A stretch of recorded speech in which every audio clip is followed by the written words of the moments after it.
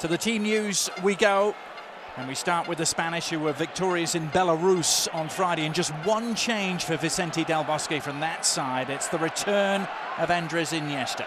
Yeah, of course, very important in midfield. A shame for Santi Cazorla's been playing so well for Spain.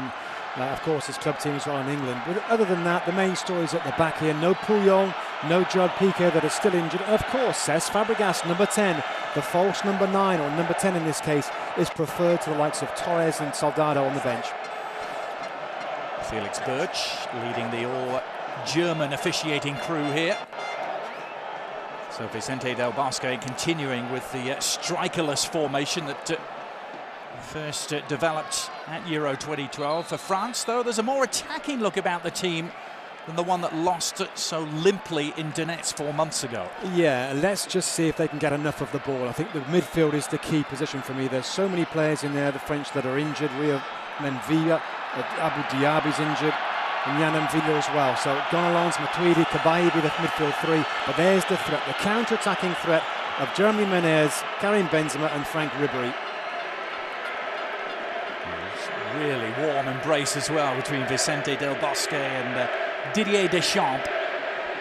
Two men who know all about winning major titles. Del Bosque, of course, has done it as a coach. Deschamps, more known for winning titles as a player so far, but trying to guide France in the right direction. He's introduced a more pragmatic and physical approach to the French since he took over from Laurent Blanc. Blanc dismissed after that exit the hands of Spain last June. There is Didier Deschamps, man who earned his stripes as a player with Marseille and Juventus, Chelsea, and actually finished up in Spain with Valencia. And away we go at the home of Atletico Madrid. This is the other stadium, the other big stadium at least, in the city of Madrid, the home of Atletico. And the Spanish national team's fairly infrequent visitors over the years here to the stadium on the banks of the Manzanares River.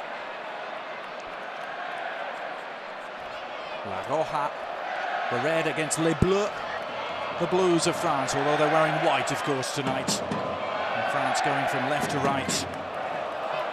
Both teams perfect in qualification so far, 2 wins out of 2. The French weren't in qualifying action this past Friday, and in fact, Robbie, went down to a very disappointing defeat at home to Japan in Paris. Yeah, not the best preparation, is it, going into a big game like this? But this is the main event of this particular match day for them. Their best team that they can put out is out there right now, and this is going to be the pattern of the match. Spain possessing the ball all the time, trying to get in behind. The French will try and win the ball, but like that, and then get it forward to those front 3 players, the highest of which is going for the ball right now in Karim Benzema, who can give a threat, I think, to those back 4 of Spain, particularly centre halves in Sergio Busquets and Sergio Ramos. Busquets obviously more of a midfield player than a central defender. You might remember, those of you who watched Euro 2012 with us, that Spain's victory in that quarter-final was actually their first in a competitive game against France. Here's Fabregas trying to reprise his role from that tournament as that false number 9, so to speak. David Silva, he was in such splendid form throughout that tournament, wasn't he, with 2 goals and 3 assists. And now Iniesta working his way back to fitness too. Can't keep his footing this time. Iniesta, we saw against Belarus, come off the bench to replace Santi Cazorla, who can find himself a little unlucky to miss out tonight, Robert. Yeah, I mean, he's been in great form for Arsenal, and it was a brilliant performance against Belarus that he was a part of. But what a good start Spain did make against Belarus, and as you see right now, the tempo is high from them. They're trying to get an early breakthrough against France. Already probing away on this left-hand side with Jordi Alba. Again, back to that game in Donetsk.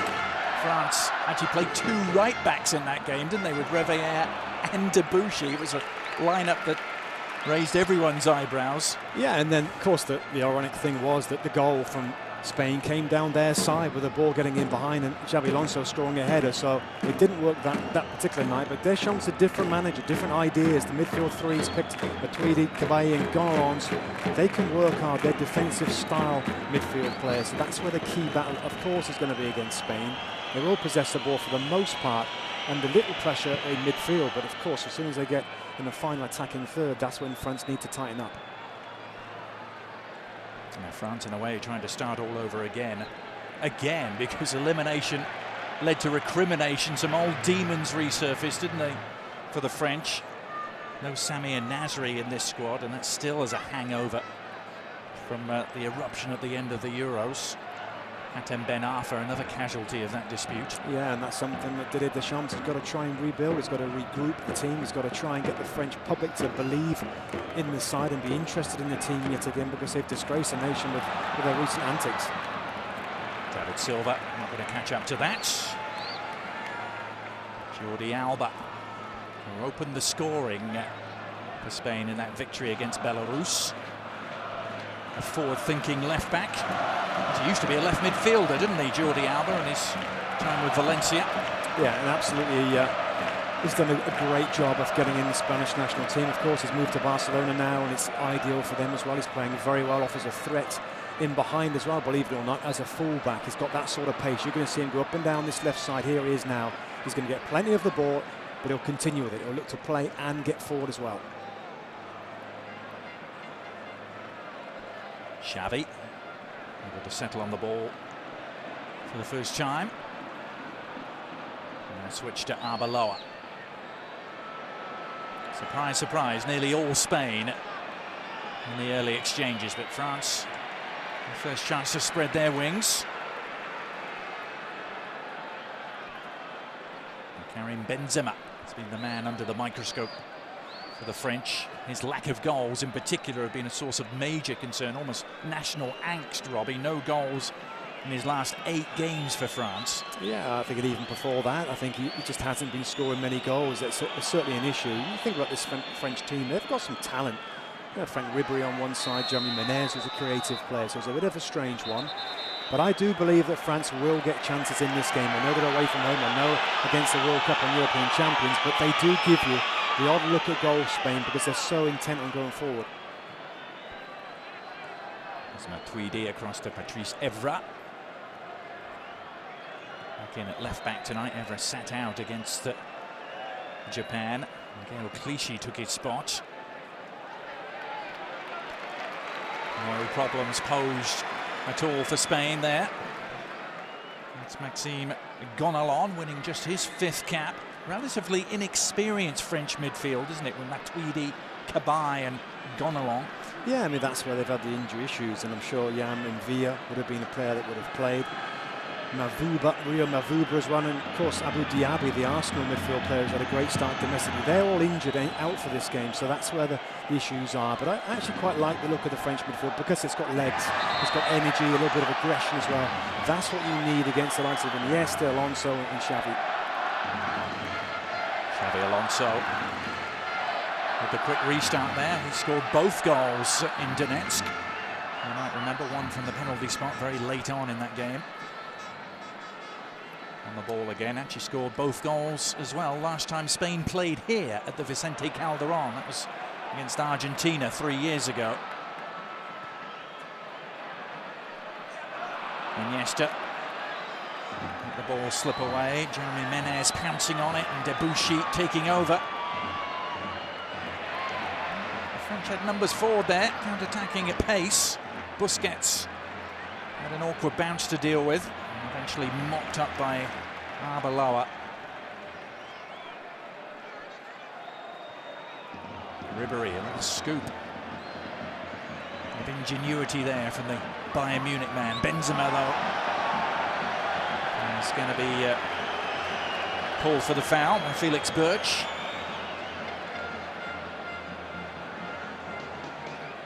Listen to a lot of French commentators, Robbie. They call Benzema the most talented player in their squad, but also the most indifferent. It's not a great combination, is it? No, it's not. And, you know, of course, we've seen him play so many times at Real Madrid, and you often see a brilliant centre-forward, strong, very good finisher.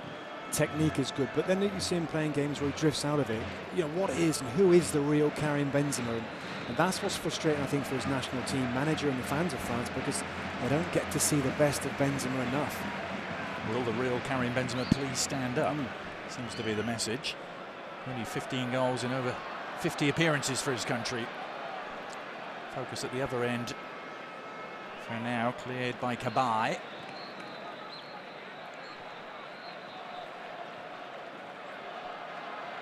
Spain really just swept a victory in magnificent fashion against Belarus, which had the makings of a potentially awkward trip. Never in any doubt, was it? They got the early breakthrough from Jordi Alba, and a hat-trick from Pedro.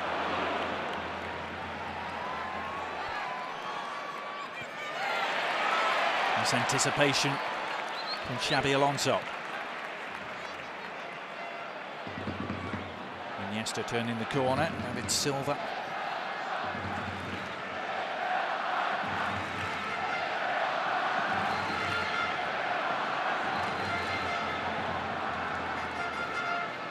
There's going to be a stoppage here. Player in a little bit of trouble is David Silva.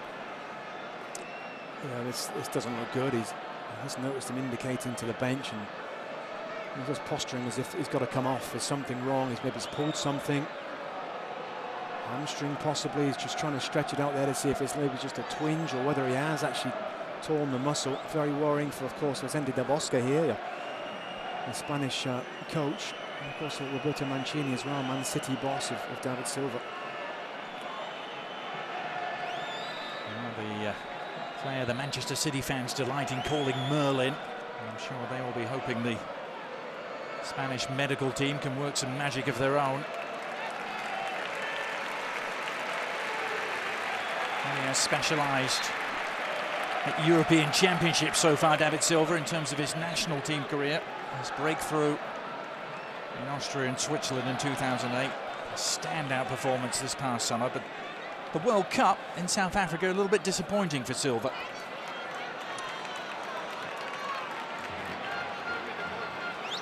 He's on his way down the tunnel. Yeah, that's not good news. And we saw Santi Cazorla warming up as well. I guess that's the ideal replacement. Not a bad replacement as well, I have to say. Cazorla, who's just been in simply sparkling form for Arsenal. As he's saying, not a bad option to have up his sleeve for Vicente Del Bosque, and he's got a few of those. Yeah, I mean, it's just incredible amount of midfield talent right now in Spain. Juan Mata, who's doing so well for Chelsea, hasn't even got in this squad. That's how good the midfield players are at Spain. Cesc Fabregas, another midfield man that's in the team as a striker right now. Again, can play in midfield as well. So a little bit of a shift around. Andres Iniesta, I think, will go into midfield and Cazorla play on the wide, or of course they could interchange that as well. That's very much part of the way that Spain play. They have a back four and a midfield protector, I guess, in Xabi Alonso. The rest of the guys go where they want. Menez going in the right direction, but unfortunately for him, without the ball. Well, the statistics show that Spain have actually scored more goals without a recognised striker in the last year than they have with one. There you go, that's interesting, isn't it? A lot of people, pundits in the game, can't understand why Spain don't play with the striker, and they've got some good ones to select from, but it's just the unique style that they play. They almost take it in turns to be the player to run in behind or to be in the central area. Of course, Cesc Fabregas will be the guy for the most part, but don't be surprised if Iniesta, Pedro in particular, maybe Santi Cazorla, when he comes on, will make that run as well. It's Alba making the run here, Jordi Alba. A little off kilter, the return pass was Cesc Fabregas. You can see Santi Cazorla wearing 20, preparing himself for duty.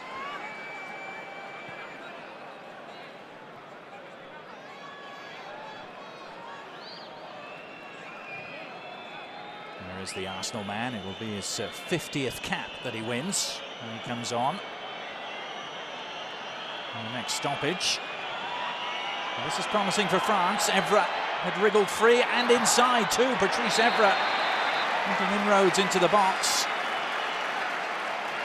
Ben was deemed to have left a foot in. And that will end what was briefly, at least, some promising moments for France. Well, there was some good work from Patrice Evra, the left back there, just a little bit high, wasn't he, on that challenge there? The referee was all over that, saw that coming. So Santi Cazorla now on in place of the ailing David Silva. And as always, when Spain makes changes in midfield, it's not exactly much of a drop-off in quality. Yeah, Santi Cazorla.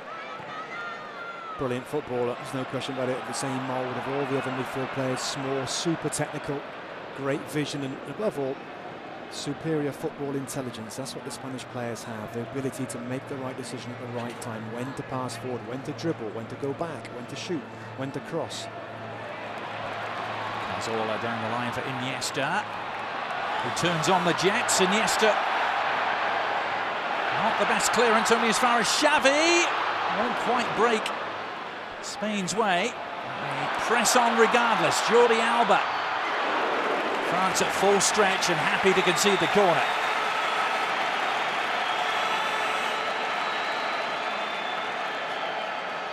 Laurent Koscielny up against his club teammate now in Santi Cazorla. Two Arsenal men.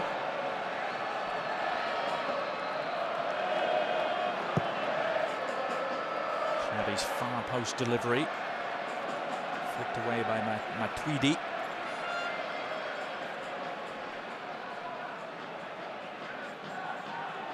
Spain 0, France 0. Just inside the first quarter of an hour here at the Vicente Calderón in Madrid.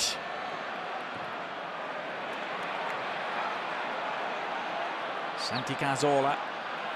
Allowed space inside the penalty area, but the shot posed no threat to Hugo Lloris, the new Spurs goalkeeper. Of course, he's been battling it out, hasn't he, with Brad Friedel. And Lloris has played the last couple of games for Andre Villas-Boas. 2 clean sheets as well against Lazio and Aston Villa. Yeah, that's what I guess he'll want. Get in the side, have a couple of good games, then he'll probably stay in. Brad Friedel's been a tremendous goalkeeper and a servant to Spurs, but I guess when you spend a lot of money on a new goalkeeper, at some point he's going to get in the team and stay in. Well, a lot of people scratching their heads at that move, weren't they, by Spurs to pick up Hugo Lloris, but they've been after him a long time. They actually tried to get him all the way back in 2008. Originally wanted him to replace Paul Robinson. 2 goalkeepers with the nickname Saint facing each other tonight. Saint Lloris and Saint Iker Casillas, who's barely been involved so far, as you might expect for Spain. Debuchy has been. He upends Santi Cazorla.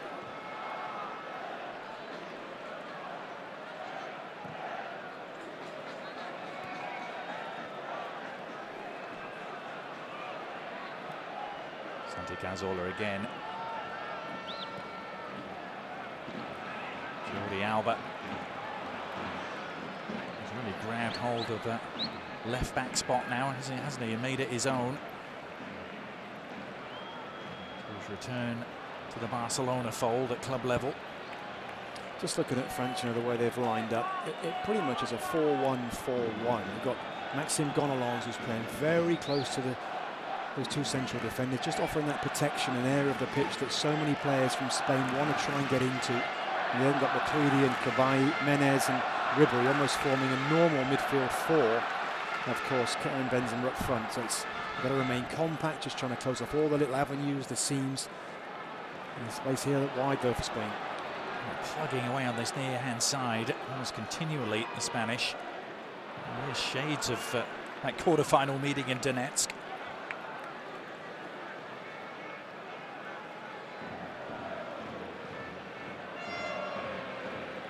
Jordi Alba. Santi Cazorla. And across to meet him at speed was Gonalons. He snuffed out the danger. It might be that France think, well, okay, you're not going to come through the middle, but we will give you the space on the flanks. We can't mark everywhere, and we'd be happy enough to see the ball go wide, particularly to Arbeloa on the right-hand side, but also at times to Jordi Alba. Available substitutes for the French, just scrolling across the top of your screen. Olivier Giroud is available.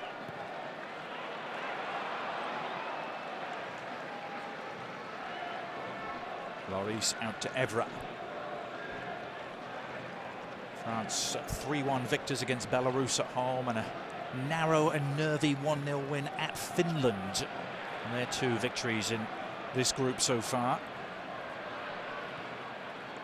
Spain had their problems as well. In their first game, Robbie, a late winner against Georgia away from home from Roberto Soldado. No such problems against Belarus last Friday. We saw that one. Yeah, we did, and I think it was pretty apparent that there was certainly a little bit of backlash from that game. They've got a bit of criticism why it took them so long to beat lowly Georgia, and they were on fire against Belarus. Impeccable passing and deadly finishing.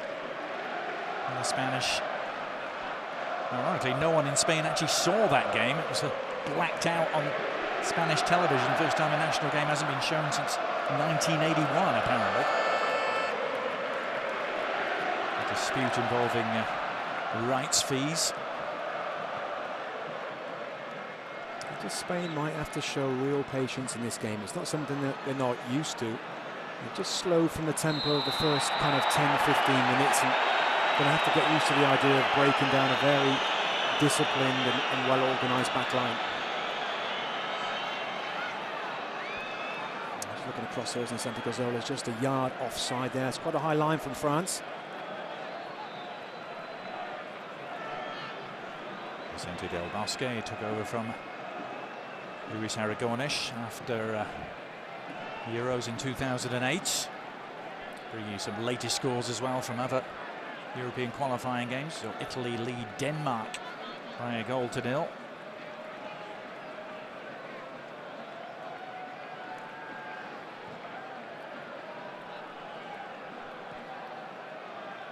Here's Cesc Fabregas.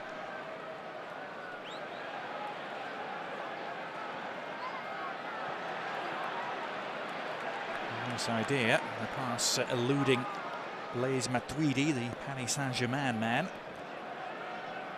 That's the right idea, because as we see, Didier Deschamps there, the midfield player at times is going to have to try and make a forward run to get up in support of Karim Benzema. They can defend like this for long periods, but at some point they have to offer a threat on a counter-attack. Somebody running forward, somebody gambling.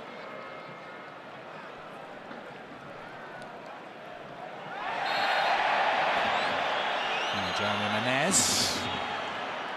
Very easy decision, he made that for Felix Birch. Bowling over his man. We've reached the 20-minute mark. Spain never lack for patience, do they? On Koscielny. Rambunctious run from the Arsenal defender. Took a couple down with him. Sergio Ramos is going to come into a shot here. There he is. Look at that for a challenge. Sliding, wins the ball cleanly. Great tackle.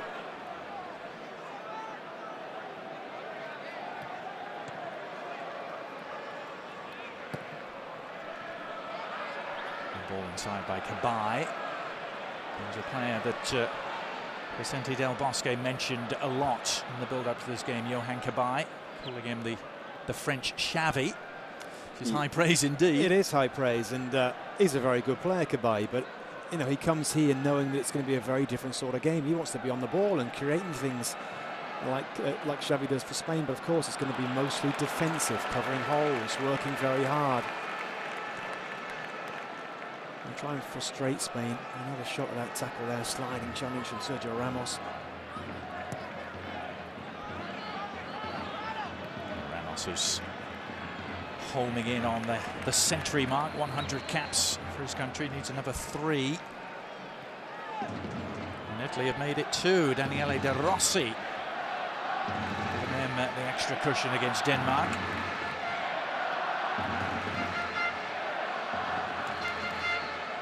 Good shot right now. You can see how many players are in the middle of the pitch there. Both fullbacks of Spain are going to be in space. Arbeloa, and here we are with Jordi Alba.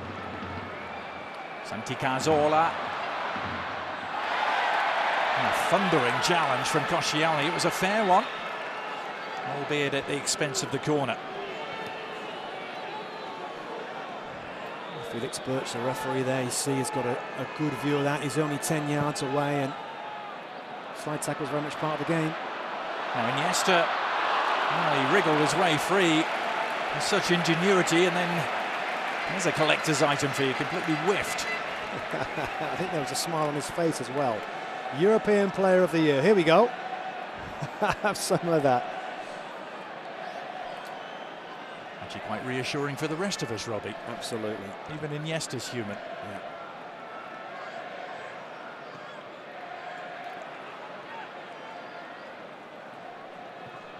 Menez.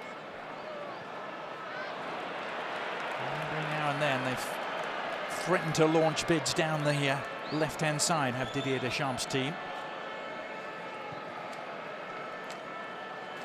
Looking to get ever forward in support of Ribéry.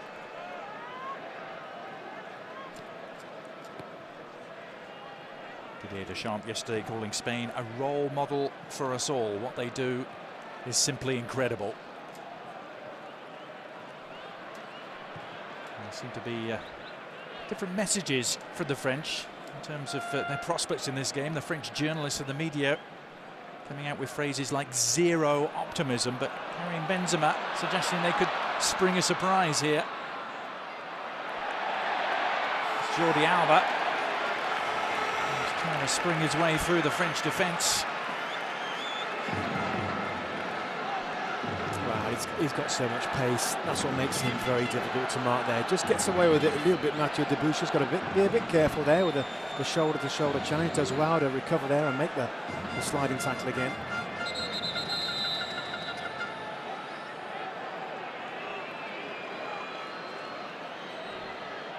Koscielny against his former teammate in Fabregas. Had a year together in North London.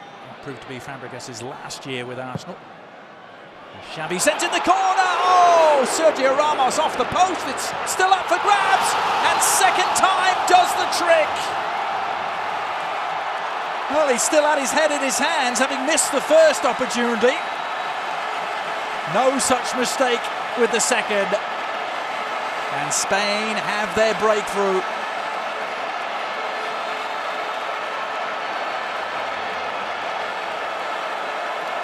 Well, Didier Deschamps got to be so disappointed, conceding to Spain at a set piece at a corner kick.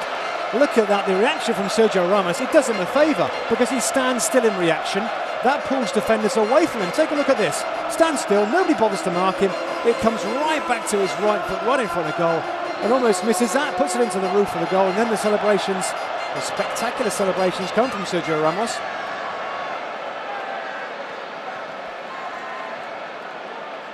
We'll give him a 9.8 for the celebration.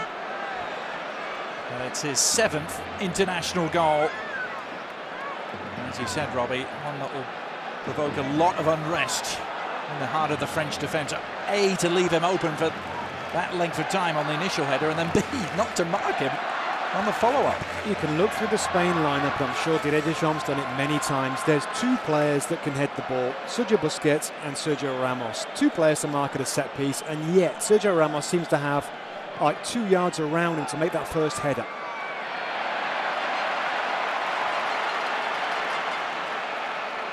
I was mentioning the French words yesterday. Karim Benzema said, "We will play like warriors here tonight." Well, we're going to need to play like warriors. I haven't really seen much evidence of it so far. There's Pedro. He's had a quiet first period of the game, but bursts into life there. The man who scored a hat-trick against Belarus on Friday. Yeah, and there's just a little bit of determination to get a shot at goal. You're right, it's in very little of the ball, Pedro, but that time, even though there was a great run again from Jordi Alba, he's done it 2 or 3 times now, where he's almost killed himself to get down the outside and hasn't seen the ball at the end of the run.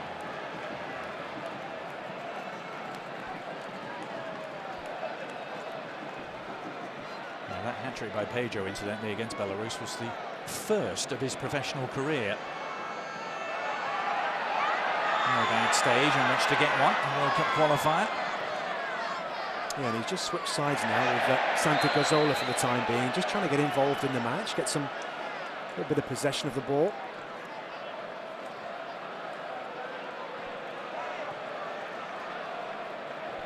If you're just joining us on this significant day of World Cup qualifying action again, no Fernando Torres, no David Villa. Spain going without a recognised striker once more, and it's a central defender who's got them in front, Sergio Ramos.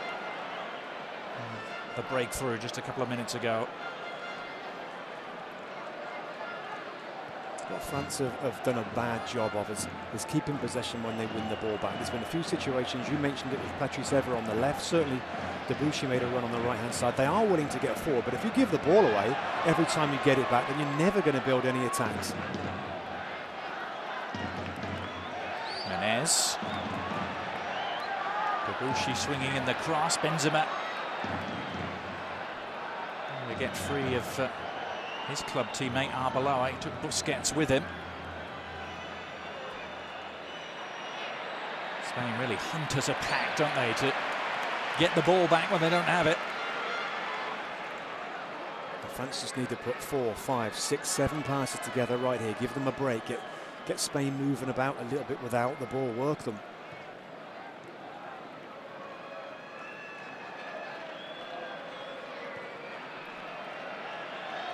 Gone along.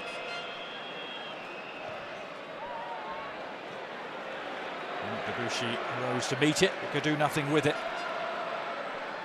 Mathieu Debuchy, as Germany had a third against Sweden.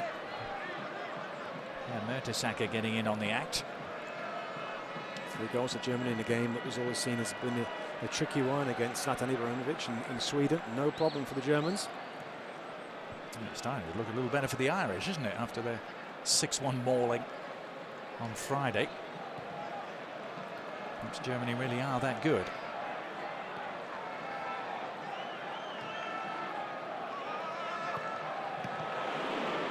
Debuchy. It's an important leg he stuck out there.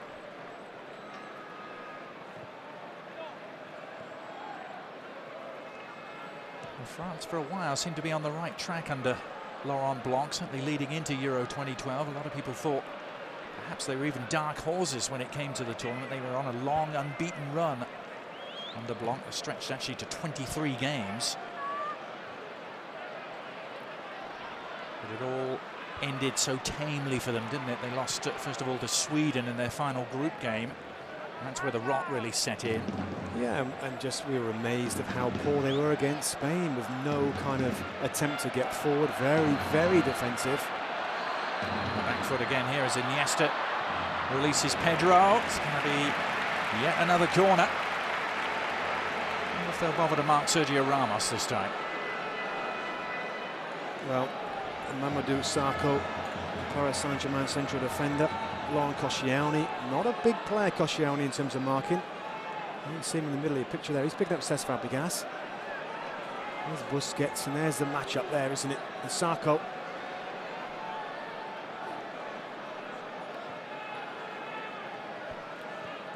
Spain work it short instead. Much better angle now for Xavi to work with. Fabregas couldn't turn the corner.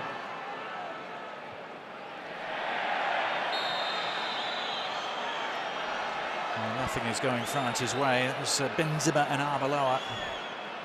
Real Madrid clash in the centre of the pitch. Benzema adjudged to have fouled his teammate.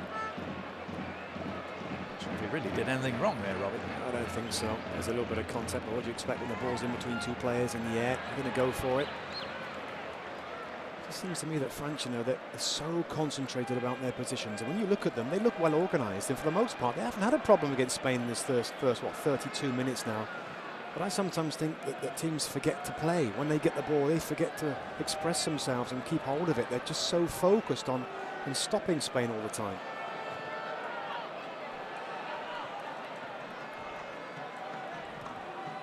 Well, there is a mesmeric quality, isn't there, about watching Spain, but it's not supposed to apply if you're actually trying to play against them. Now, the United States against Guatemala, the second part of our big double-header today on ESPN2. Coverage will start at 6:30 p.m. for our audience in the United States on ESPN2. That game being played at Livestrong Sporting Park in Kansas City. Ian Darke and Taylor Twellman will be with you. Full crew on site too. I hope you're enjoying the early stages of this one with us. Adrian Healy and Robbie Mustoe watching Spain and France meeting for the second time in less than 4 months. This is a different competition, and This is Karim Benzema on his way. Benzema's shot was goal bound until Casillas intervened. Real Madrid keeper stopping Real Madrid striker. Well, there he's in the inside left position, Karim Benzema. That is a good effort, a really strong effort on his weaker side, his left foot. Casillas, like he was struggling there to keep that one out. It's going to give him and France encouragement. And they could certainly do with some. The first corner of the game, which Jeremy Menez takes. No pressure on the ball though, a free header out for Fabregas.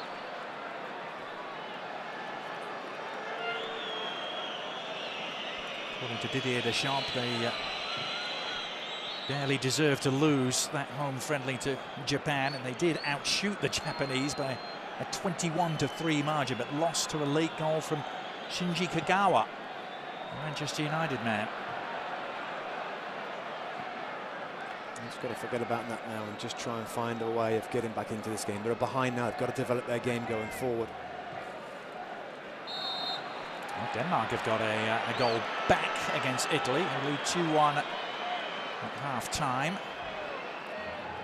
Goal from William Kvist, you might remember him from European Championships this past summer.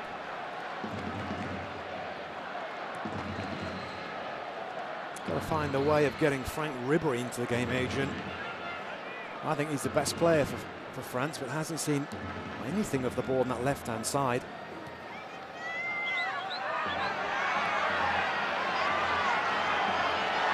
It's Debuchy who saw the ball on the right-hand side and is feeling the pain.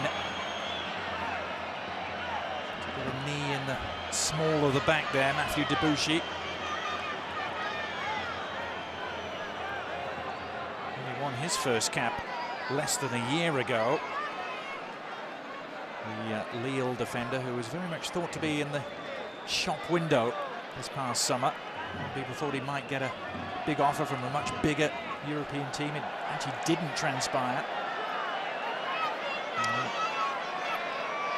Still with Lille in his 8th year now. He's going to be okay, Adrian. Just got a little jar, didn't he, towards his lower back area there. Be amazed if he has to come out of the game because of that. And of course, Spain knocked the ball out, so they will receive it back again from France.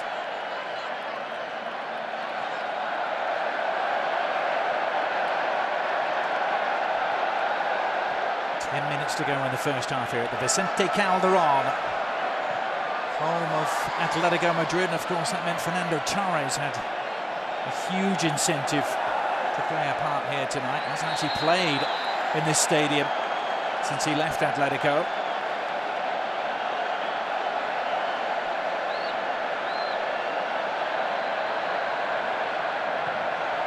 Now Tweedy falling foul of the law here.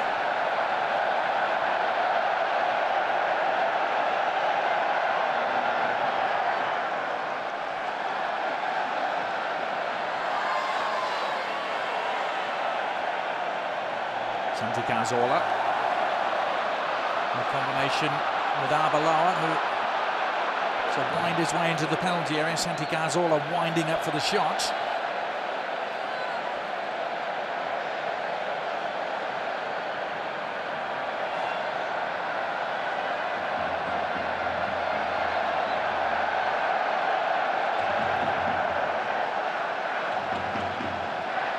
Pedro.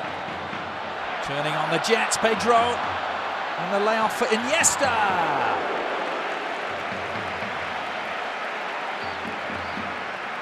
And generally saves his goals for the big occasion, doesn't he, Andres Iniesta?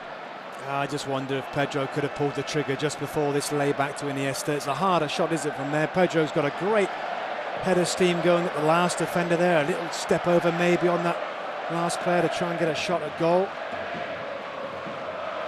Where France are going to be better for me. Shows you can play a little bit, shows you've got good players in there that play at top European clubs. I haven't seen it so far. And you mentioned Ribéry, here's a chance for him on the ball, but it doesn't last long. Benzema trying to make things happen, and does. The Spanish don't like the decision here, free kick conceded. It was Benzema who was upended.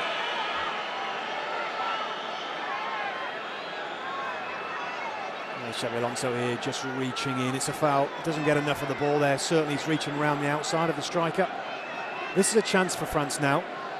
I'm going to argue got a little tiny piece of the ball to start with, but not enough. You've got to have good delivery here and work this man, Iker Casillas.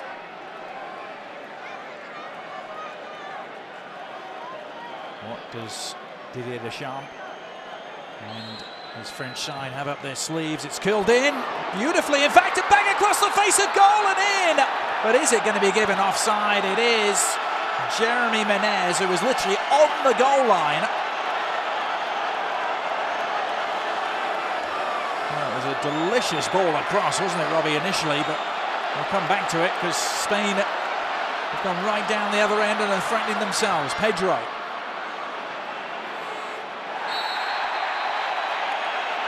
He's won a free kick.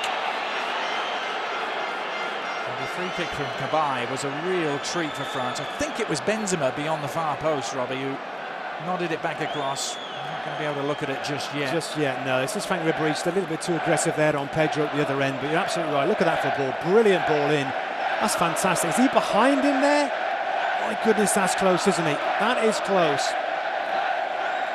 Didier Deschamps not sure about it as well, and I'm not sure. And that ball is nodded back. If he's behind the ball, he was not in offside position. He was certainly in front of the last defender, wasn't he? But, as you said, where was he in relation to the ball? It all happens at such lightning quick speed. France didn't get the benefit of the decision. In comes Xavi's free kick. But again, perhaps just a glimmer of optimism there for the French, Robbie. I mean, it was a set piece, Adrian, and that's what they might have to live off. I mean, they had a decent bit of football. They get the set piece around 20 yards out there, 25 yards out, and a good ball into the centre. But I'm sure Didier Deschamps was still wanting to play better in general play and create their own chances.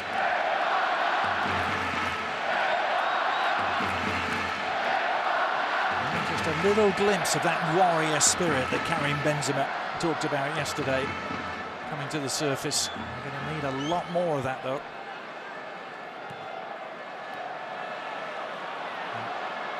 Always plenty to worry about at the other end too, with Pedro and Santi Cazorla. Pedro's inch-perfect ball finds Arbeloa.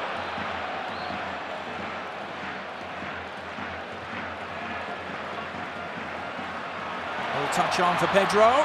Oh, it was a really ugly challenge, careless. And Koscielny has conceded the penalty in reckless manner.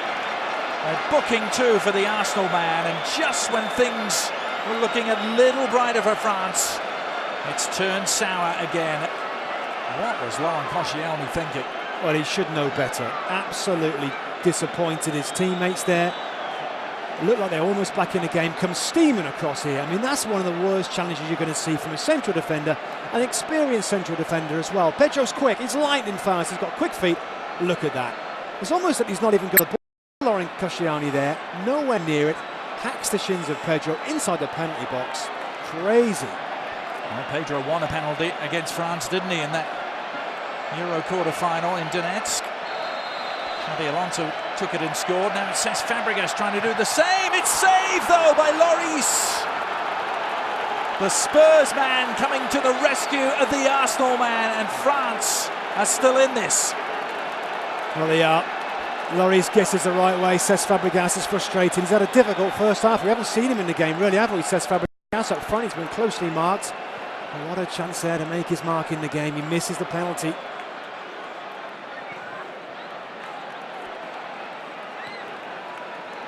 Interesting that Fabregas is the man to step up and take this. And it was a savable height all along, wasn't it, for Lloris? It really was. Good height for him. He just has to guess the right way. There's a couple of little delays in the run-up, wasn't there, from Cesc Fabregas? And I always think when the goalkeeper doesn't move on those little fakes, if you like, then the taker's in a bit of trouble. He isn't quite sure which side to put it at, and of course he goes with his natural side there, and the right footer, that would be to the keeper's right.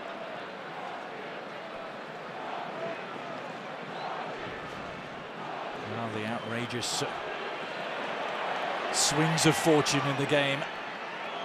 Laurent Koscielny We'll be sending a little thank you note there to Hugo Lloris.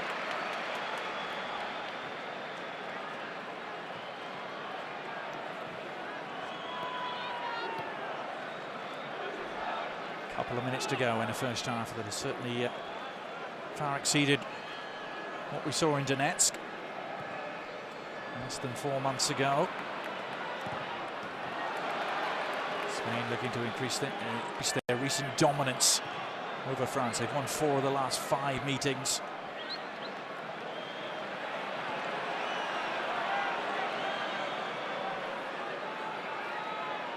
I've got to say, in general, defensively, France have looked quite strong, well organised, very compact.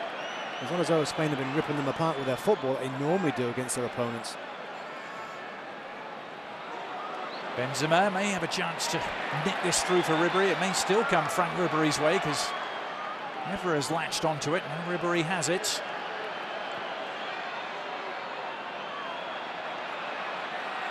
And given away in a rather careless manner by Frank Ribéry. Now all of a sudden it's a long way back for the retreating French troops. And Spain look to pounce with Pedro. Xavi, Pedro, brilliant! First shot save, Fabregas with a follow-up. And Hugo Lloris is earning his nickname Saint Lloris at the moment. Well, there was a great ball through, and this is it. Xavi there with a fantastic little clip with the outside of his right foot right into the possession of Pedro in front of goal, and Hugo Lloris, brilliant goalkeeping, very quick here, which is key. Getting up, sets himself again, he knows where he is, he knows where the posts are, and makes the second save.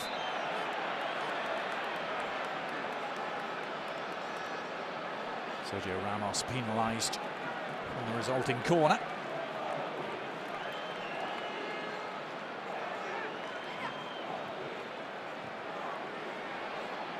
Really absorbing first half here, Lloris. As we saw him do a couple of times with Spurs. Rather suspect clearance, he got away with it again though.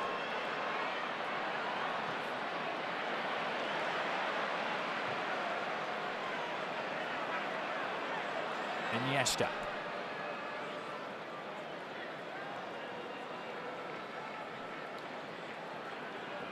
Well, both sides, Robbie, will go in at half-time feeling perhaps they should have had a little more from the first half. France with a goal ruled out for a questionable offside call. There's nothing questionable about that decision, gone along in fiercely. He'll be lucky if he doesn't get a yellow card for that challenge. Very late there, gone along as a defensive midfield player. In fact, he does get a yellow card for that. Indeed, could easily have been more. 2-1 wouldn't have been an unrealistic scoreline at this stage, but just the one goal, Sergio Ramos.